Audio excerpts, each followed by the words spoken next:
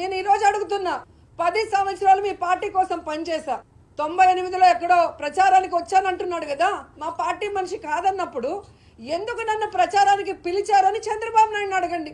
నా క్యారెక్టర్ బాగలేనప్పుడు ఎందుకు ఈ అమ్మాయి ప్రచారం మనకు పంపించేయండి అని ఎందుకు మాట్లాడలేదని అడుగుతున్నా. అంటే ఆ రోజు మీ పార్టీలో పనిచేసినప్పుడు మంచిదాన్ని, ఆ రోజు 99 ఎలక్షన్లో నేను కష్టపడి చంద్రబాబు నాయుడు ముఖ్యమంత్రి అయితే నేను గొప్ప నాయకురాల్ని, నేను గోల్డెన్ లెగ్ ఉన్న ఆడదాన్ని. ఎప్పుడైతే మీ పార్టీలో నుంచి నేను నచ్చక బయటకు వచ్చేస్తే, నేను అవమానపడి రాజకీయంగా నష్టపోయి నేను కష్టాలు పడి నేను దండం పెట్టి మీ పార్టీకి నేను బయటకు వచ్చేస్తే వచ్చిన రోజు నుంచి నన్ను ఎలా టార్చర్ పెడుతున్నారు. ఐరన్ లెగ్ అని చెప్పి మొత్తము జగన్మోహన్ రెడ్డి గారి కుటుంబంతో సహా అందరు లీడర్లకి మెసేజ్లు ఫార్వర్డ్ మీరు చేసింది కాదా?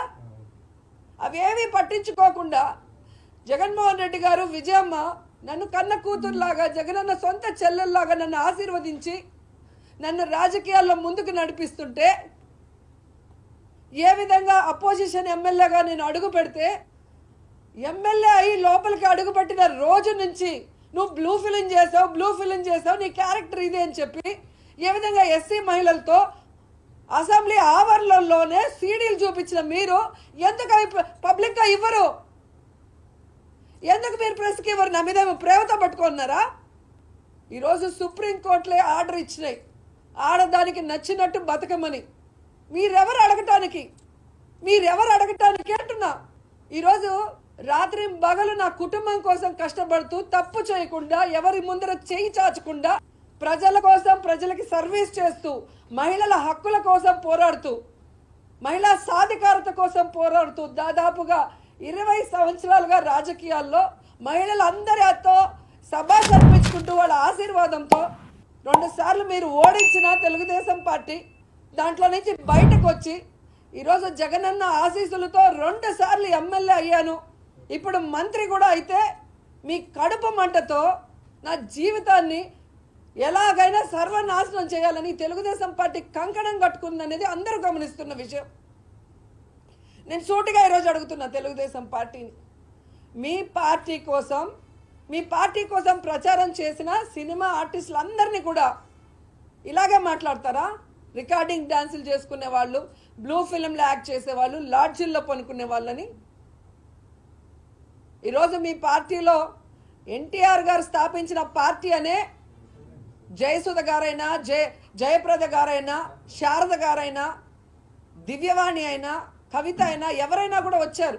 కానీ మీరు చేస్తున్న అసహ్యమైన పనులు, మహిళల్ని ఎంత చీపుగా ఒక ఆట వస్తువుగా చూసే మీ విధానం, మహిళల్ని ఏ విధంగా ప్రచారానికి వాడుకొని ఆ తర్వాత వాళ్ళు రాజకీయంగా ఎదగాలంటే వాళ్ళని తొక్కేసే విధానం చూసి అందరూ బయటికి వెళ్ళిపోతున్నారు. ఎందుకు ఈరోజు ఒక్కరు కూడా మీ పార్టీలో మహిళలు లేకుండా వెళ్ళిపోతున్నారో ఒకసారి మీ మనస్సాక్షిని అడిగితే మీకే అర్థమవుతుంది. నేను చాలా ఎలక్షన్లు చూశాను, ప్రత్యక్షంగా నేను కూడా ఓటేశాను.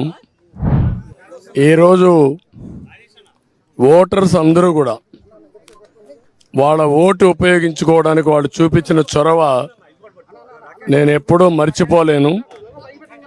ఎందుకంటే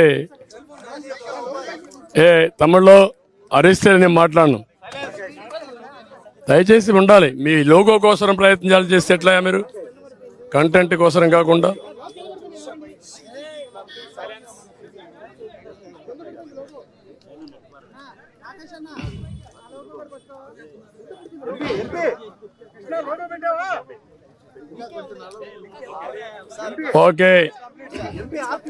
ఓకే అందరికీ నమస్కారాలు. ఈరోజు నేను ఇది చూస్తే అందరూ ఓటర్స్ కూడా 7 గంటలకే పోలింగ్ స్టేషన్కి వచ్చారు. తమ ఓటు ఒక పవిత్రమైన భావంతో ఓటేయాలనే ఉద్దేశంతో వచ్చారు. చాలా ఎన్నికలు చూశాను, కానీ ఈరోజు చూసింది మాత్రం చాలా ప్రత్యేకంగా కనపడుస్తుంది. ఓటు అనేది ప్రజాస్వామ్యంలో ఒక వజ్రాయుధం. వాళ్ళ జీవితాల్ని, సమాజ జీవితాన్ని, వాళ్ళ పిల్లల భవిష్యత్తుని తీర్చిదిద్దేది. అది గుర్తించారు, చాలా పెద్ద ఎత్తున వచ్చారు. రాష్ట్రం అంతా కూడా ఒకటే కోరుతున్నా, ఓటు మీ హక్కు, ఓటు మీ జీవితాలను మారుస్తుంది. అదే మరి మీ భవిష్యత్తును మారుస్తుంది. మీ పిల్లలే కాకుండా మీ భావితరాల పిల్లలకు కూడా పునాదులు ఇస్తుంది. దయచేసి బాధ్యతగా ప్రతి ఒక్కరూ రావాలి, ఓటు వేసుకోవాలి, ఓటు వేయాలి. తద్వారా మీ యొక్క మనోభావాలు తెలియజేసి రేపు రాబోయే రోజుల్లో ఏదైతే సుపరిపాలన ఉంటుందో ఆ సుపరిపాలనకు నాంది పలకాల్సిందిగా మరొక్కసారి కోరుకుంటూ మరొక్కసారి అందరినీ విజ్ఞప్తి చేస్తున్నా, అశ్రద్ధ చేయొద్దండి. ప్రతి ఒక్క వ్యక్తి యొక్క బాధ్యత.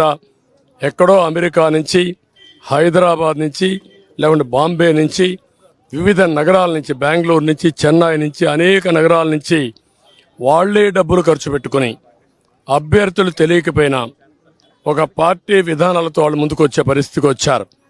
కొంతమంది అయితే పేదవాళ్ళు, కూరగాయలు వ్యాపారం చేసుకునే వాళ్ళు ఇక్కడ లేకుండా ఎక్కడో ఉంటే సొంత ఖర్చులు పెట్టుకొని క్యారియర్ పెట్టుకొని నేరుగా వచ్చి వాళ్ళ గ్రామంలో ఓటేసుకునే పరిస్థితికి వచ్చారు. ఇది నా జీవితంలో ఎప్పుడు చూడలా. ఇది నిజమైన ప్రజాస్వామ్యం, ప్రజాస్వామ్య స్ఫూర్తికి ఇది నిదర్శనం. అందరినీ మరొక్కసారి అప్పీల్ చేస్తున్నా, ప్రతి ఒక్కరూ రండి, మీ ఓటు హక్కును ఉపయోగించుకోండి. ఏ వ్యక్తి కూడా నేను చూశాను, వికలాంగులు, వృద్ధులు, నడవలేని వాళ్ళు వీల్ చైర్లో వచ్చి ఇది నా బాధ్యత, నేను ఓటేస్తానని చెప్పినప్పుడు నాకు చాలా ఆనందం కలిగింది.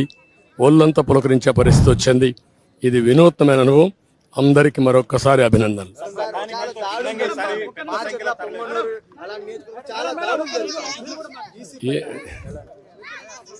ఎలక్షన్ కమిషన్ కూడా ఎప్పటికప్పుడు కంప్లైంట్ చేశాం.